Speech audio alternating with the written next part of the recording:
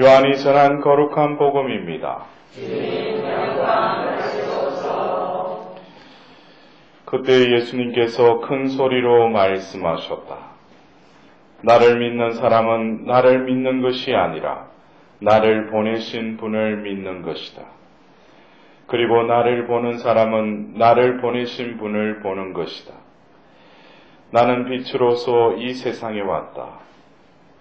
나를 믿는 사람은 누구나 어둠 속에 머무르지 않게 하려는 것이다.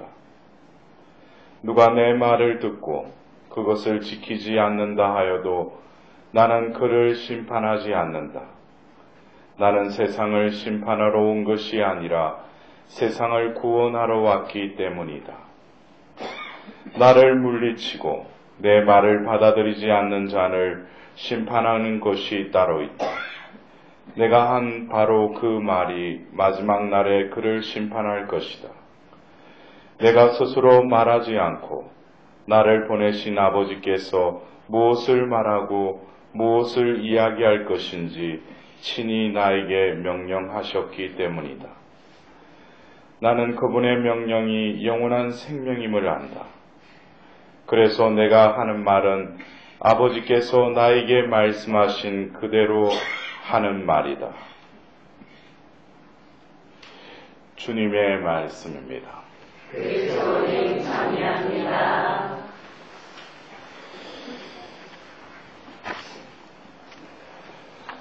우리가 지난주부터 우리가 복음 내용이 목자와 양의 관계에 대해서 우리는 그 말씀을 듣고 있습니다. 우리가 오늘 들었던 이 복음의 말씀, 나를 보는 사람은 나를 보내신 분을 보는 것이다. 이러한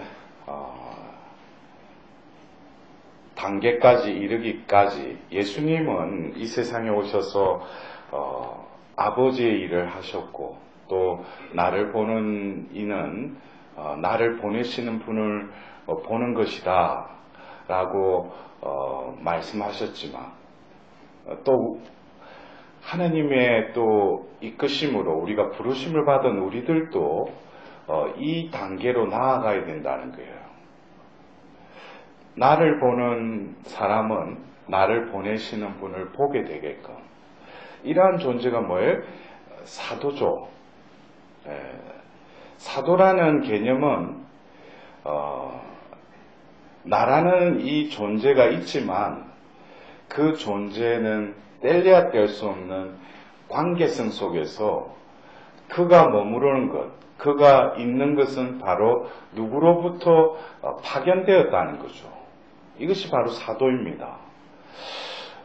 오늘 우리가 들었던 그 일독서에 이제 바오로와 또 바르나바 또 마르코 이렇게 1차 전도 여행을 하는 그 과정을 이렇게 보더라도 그것에 대한 그 노미네이트 됐던 사람들이 이렇게 또 이렇게 올라오는데 나열을 하면서 이었고 주님께 예배를 드리며 단식하고 있을 때에 성령께서 이르셨다. 내가 일을 맡기려고 바르나바와 사울을 불렀으니 나를 위하여 그 일을 하게 그 사람들을 따로 세워라.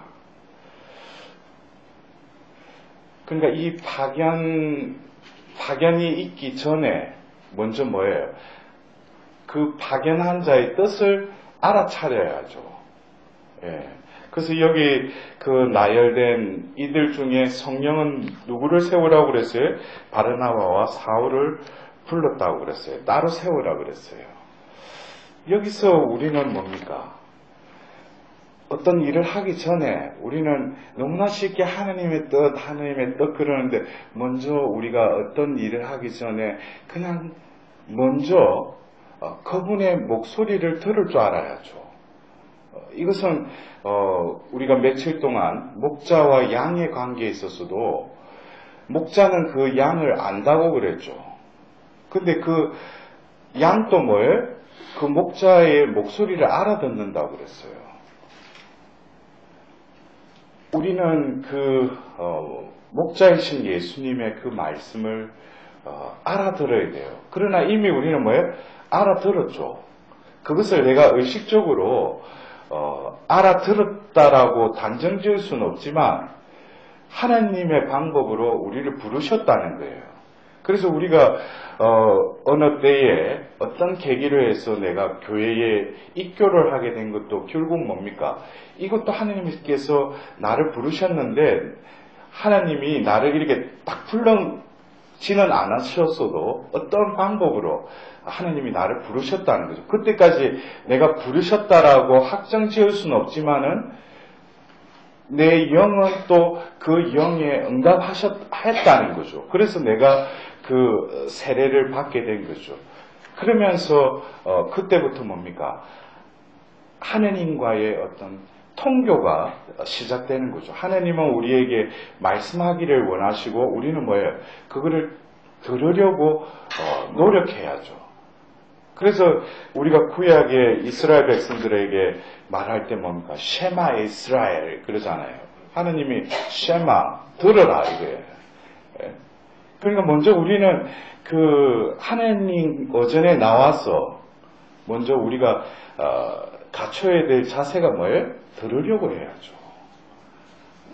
근데 우리는 듣는 것보다는 뭐예요? 자기가 가져온 지향, 원의 이거 가지고 와서 뭐예요? 그냥 하나님한테 구하는 거 이걸 기도라고 생각해요. 하나님은 이미 다 알고 계셔요. 예?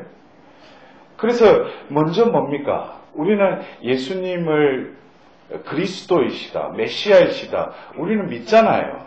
예? 목자와 양하고의 관계에 있어서 먼저 그 관계가 설정이 안 되면은 목소리를 귀담아 듣지 않죠. 목자에 대한 신뢰심이 있어야죠. 그 목자가 모든 다른 도둑이나 다른 짐승들로부터 자신을 보호해 줄 수 있다는 믿음이 있을 때 뭐예요? 그 목자의 목소리를 듣게 되죠. 근데 뭡니까? 우리가 왜 예수님의 목소리를 귀담아 듣지 않아요? 몸은 이미 하나님의 부르심은 응답을 했지만은 아직까지 뭐예요? 다른 것에 귀 기울이고 있다는 거죠. 세상 소리에 귀 기울이고 있다는 거예요. 왜 아직까지 뭐예요? 그 목자에 대한 완전한 신뢰와 의탁이 형성이 안 됐기 때문에 그 목자의 목소리만이 내가 살 길이라는 그것에 대한 온전한 갈급함이 없다는 거죠. 그것이 뭐겠어요? 우리 영적으로 말하면은 영적인 굶주림이요 목마름이라는 거예요. 우리가 깊은 구름 속에서 부르짖사오니 그 사람이 지금 깊은 구름 속에서 빠졌어요? 아니죠. 어떤 고통 중에 어떤 어둠 속에 있지만은 거기서 뭡니까? 하나님만을 바라보면서 부르짖는 그 사람은 이미 뭐예요? 하나님과의 관계 속에서 굳은 신뢰심의 관계가 형성되어 있기 때문에 뭐예요? 깊은 구름 속에서 부르짖는 거예요.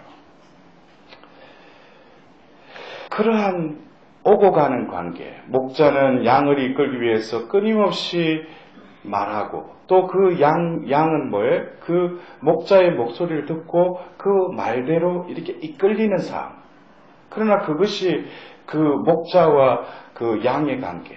더불어서 오늘 예수님이 성부의 사도로서 이 세상에 오셔서 보여주신 것은 바로 예수님 당신을 드러내기 위해서가 아니라 뭐예요? 아버지의 일을 통해서 아버지의 뜻을 이 세상에 이루시려고 예수님은 당신의 삶을 사셨죠. 그래서 결국 이 목자와 양의 관계에 있어서 듣고 따르는 이 관계에서 다음 스텝은 뭐예요? 바로 하나 되는 훈련을 하는 거죠. 예수님 뭐예요? 아버지와 나는 하나다 그랬죠. 그래서 예수님은 착한 목자로서 양을 위해서 어떻게 됐어요? 당신의 목숨을 내어 던진다고 그랬어요. 왜? 그 양은 내 것이기 때문에. 그 목자 것이기 때문에. 그래서 아이러니하게 우리는 뭐예요? 목자와 양의 비유로 예수님이 목자이시지만 그분은 또 뭐예요? 그 양을 위해서 또 어린 양이 되어서 또 피까지 흘리시죠. 그 양을 구하기 위해서. 그 죄로 물든 그 오물로 더럽혀진 그들의 영혼을 구하기 위해서 뭐예요? 몸소 어린 양이 되어서 목숨을 바치시죠. 속죄의 양이 되시죠. 그래서 뭐예요? 우리를 거저 사신다는 거예요. 그렇기 때문에 우리가 진정 이 신뢰와 의탁의 관계는 결국 어디 스텝까지 가야 돼요? 바로 예수님과 나가 일치를 이루는 그 단계로 이르러야 돼요. 그러나 이 일치의 단계를 머무르는 영혼들은 결국 뭐겠어요? 이제 하나님이 본격적으로 그 영혼을 통해서 하나님의 일을 하시죠. 더불어서 뭐예요? 그 존재가 이제 더 이상 그 개체로서의 누구라는 그 존재가 아니라 그를 통해서 하나님께서 뭐예요? 당신의 존재를 드러내신다는 거예요. 그때는 나라는 존재에 대한 감각이 뭐예요? 나가 아니죠. 내가 엄연히 여기에 존재하고 있지만은 나라는 존재가 있긴 있지만은 내가 있는 게 아니에요. 영원한 생명을 주신 그분만이 있을 뿐이죠. 그리고 그분께서는 뭐예요? 나를 통해서 당신을 드러내시기를 원하신다는 거예요.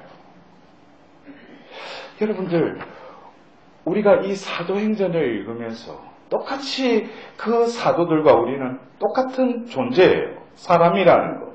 그래서 공통분모인데 다른 점이 뭐예요? 우리는 아직까지 여러분들 중에 또 그렇지 않는 분도 있으리라고 믿지만 많은 경우는 뭐예요? 아직까지 내가 살아가고 있어요. 아무개 누구가 살아가려고 그래요. 내 따로 하느님 따로는 뭐예요? 아직까지 사도로서의 어떤 성숙함으로 그 경지에 아직 입문도 하지 못한 거죠.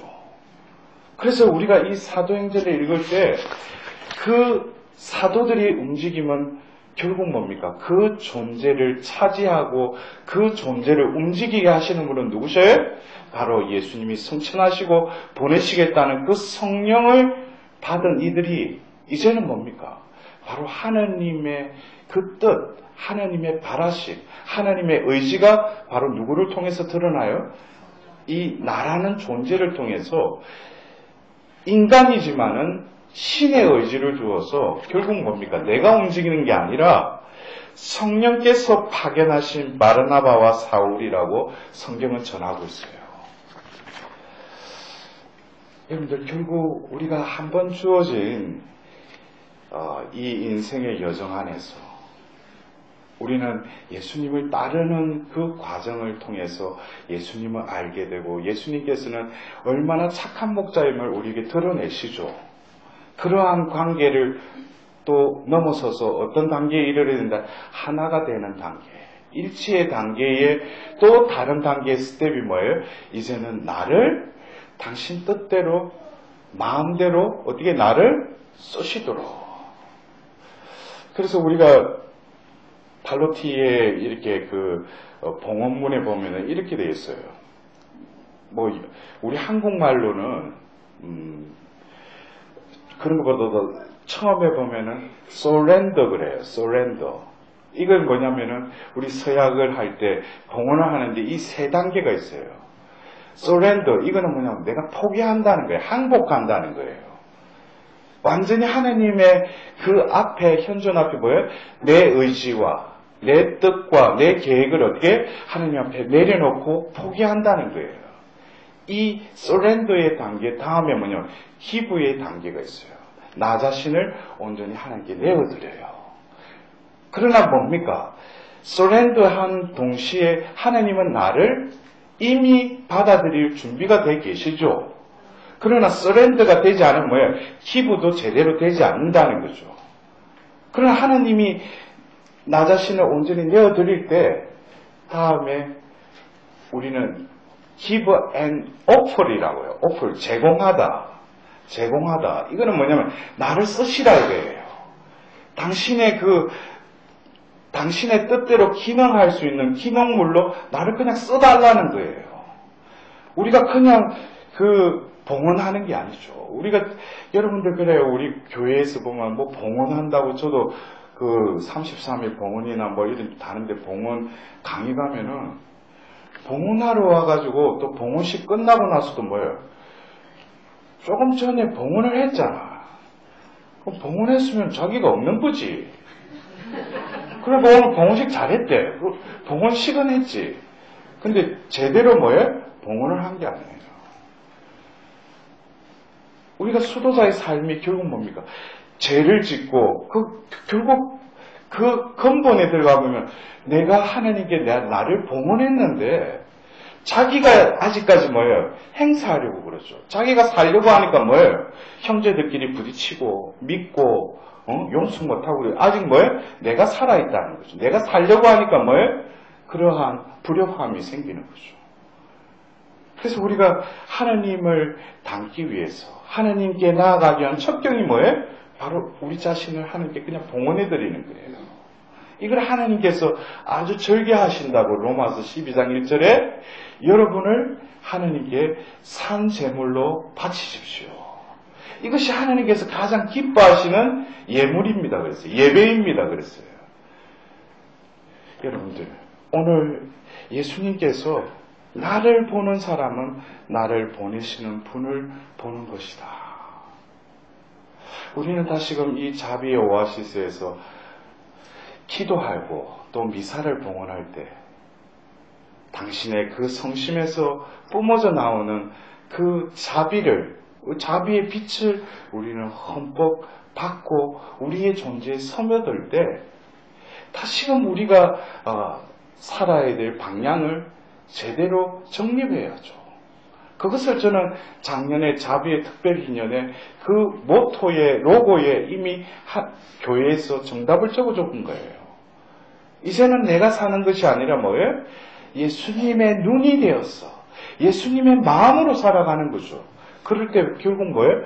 내가 그렇게 살아가려고 했을 뿐인데 내 주위의 사람이 아니 내 기도의 이 메아리가 결국 뭐겠어요? 누군지는 모르지만 내 주위의 사람들이 나를 보고 뭐예요? 저 사람을 보면 뭔가가 하느님을 보는 것 같다는 거예요. 하느님의 현존이 느껴진다는 거예요. 그리스도의 향기가 풍긴다는 거죠. 그리스도의 빛이 발산한다는 거예요. 여러분들 그런 말씀 들어보셨어요? 집에서 어떻게 나를 보고 당신은 그리스도 향기가 나. 담배 냄새 나고 발 냄새 나고 당신은 빛이 나. 요즘 어떤 화장품 쓰는지 모르지만 여러분들 우리가 내가 하나님과 일치되어 있고 하나님이 나를 쓰시게끔 온전히 봉헌되고 의탁의 삶을 사는 사람들은 보면 틀리죠. 틀려요.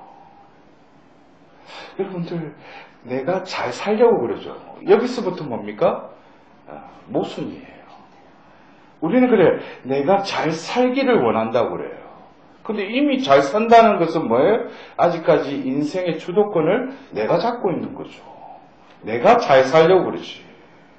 거기서부터 딜레마에 빠지는 거예요. 그러니까 이 주도권을 이양하고 내어주는 그 시기가 얼마나 오래 걸립니까?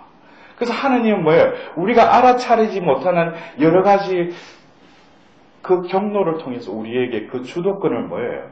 스스로 포기하게끔 만들어요. 그때 비로소 뭐예요? 비로소 하나님이 보실 때 이제 때가 된 거예요.